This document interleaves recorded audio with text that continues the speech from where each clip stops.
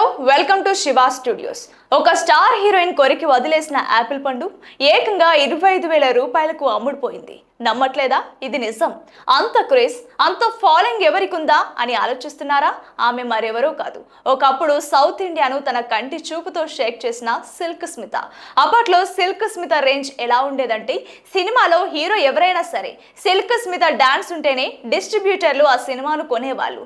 ఒక సెట్ లో ఆమె సరదాగా ఒక యాపిల్ ని సగం కొరికి పక్కన పెడితే దాన్ని వేలం వేయగా ఒక వీరాభిమాని ఆ సగం కొరికిన యాపిల్ ని 25,000 రూపాయలు పెట్టుకున్నాడు. అప్పట్లో ఏ టాప్ హీరోయిన్ కూడా ఈ రేంజ్ ఫాలోయింగ్ లేదు.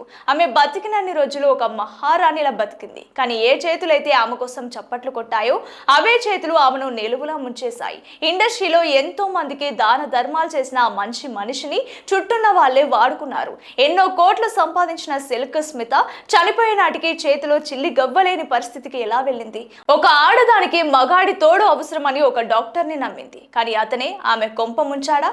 నువ్వు డాన్సులు వేయడం ఏంటి, మెయిన్ హీరోయిన్ అవ్వాలని ఆమెను రెచ్చగొట్టి ఉన్నదంతా ఊడ్చేశాడా? ఇవన్నీ ఇప్పటికీ ఇండస్ట్రీలో వినిపించే రహస్యాలే. మీలో ఎంతమందికి సిల్క్ స్మిత అంటే ఇష్టమో కింద కామెంట్ చేయండి.